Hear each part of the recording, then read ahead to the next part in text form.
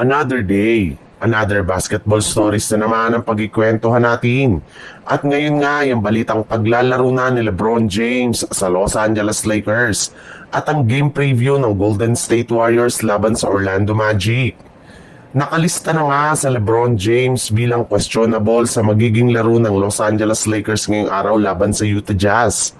At kasabay nga ng pagbabalik ni LeBron James sa lineup ng Lakers, ay binulgar na nga na kakailanganin nga daw ng Lakers na baguhin ang kanilang starting lineup.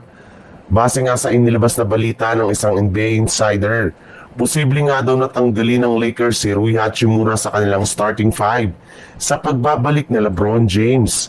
Yes, sa kanilang laro na nga kontra sa Utah Jazz ay ang magiging first game ngayong season ni LeBron James ngayong araw. At kapag nangyari nga yan, ay makakagawa nga siya dito na agad ng bagong record bilang una at nag-iisang player sa history ng NBA na nakatungtong at nakapaglaro sa kanyang ika-23 season sa liga.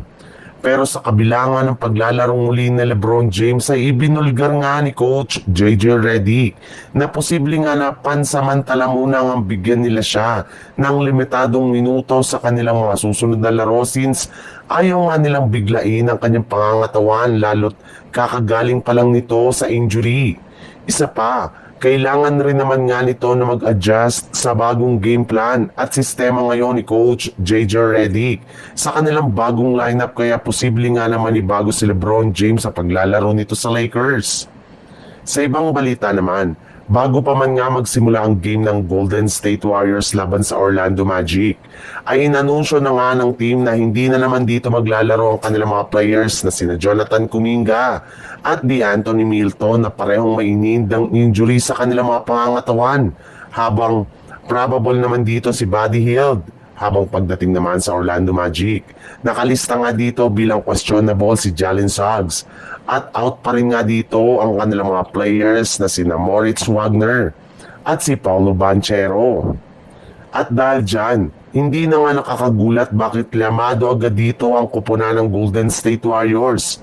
Pero hindi rin naman nga dito dapat makampante ang Warriors gayong maaari pa rin naman ngang talunin ng underman na lineup ng Orlando Magic lalo pat hawak nga nito ang home court advantage. Alam naman nga po ninyo na hirap pa rin nga ang Golden State Warriors na manalo sa kanilang mga road games.